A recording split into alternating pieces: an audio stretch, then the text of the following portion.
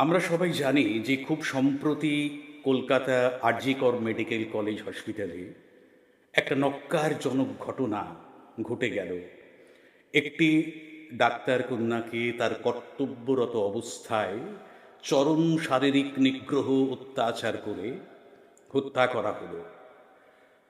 সমগ্র স্তরের মানুষের প্রতিবাদ করছেন। আমি ওর তীব্র ধিক্কার জানাই, প্রতিবাদ জানাই। আমার প্রতিবাদের শিরোনাম বিপন্ন কন্যা।